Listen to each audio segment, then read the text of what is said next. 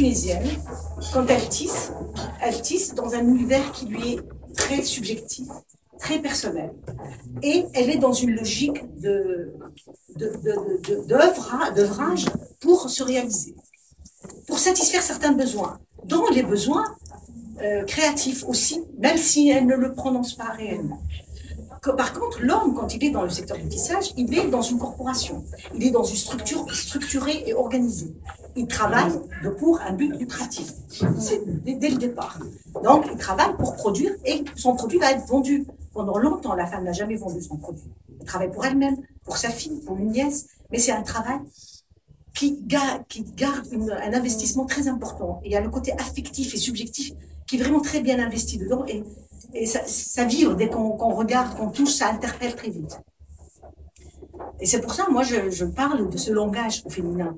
Parce que c'est vraiment, on sait très bien que déjà le fait de tisser, c'est vraiment écrire un texte.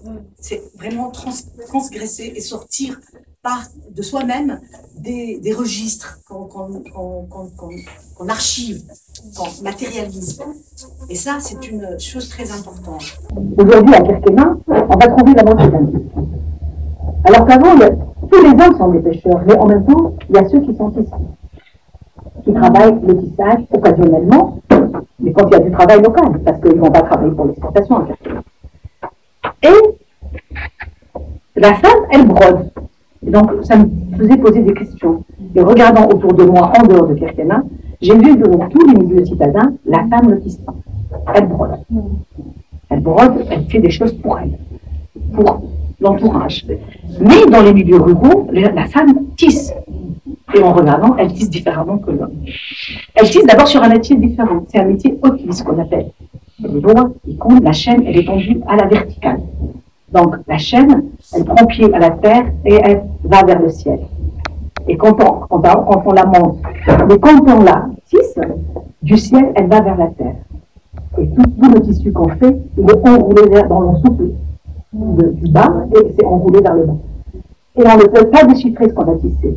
La femme ne tisse pas, tunisienne surtout, par rapport à un carton.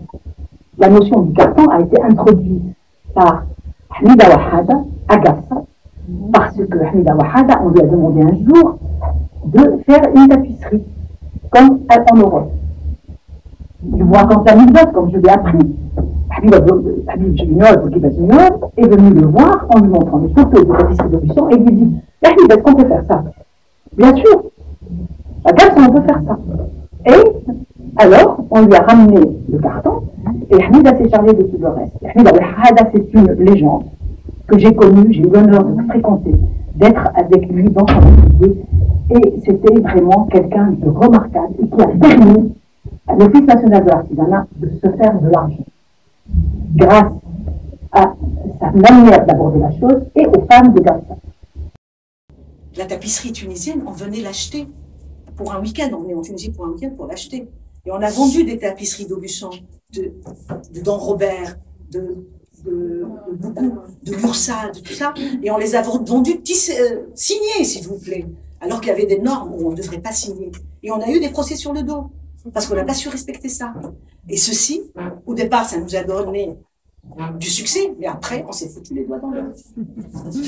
Et on a cassé ce système-là et cette richesse-là. Donc, voilà. Pourquoi je raconte ça? Pour revenir à la femme tisserande qui tissait chez elle. Moi, j'étais la chercher.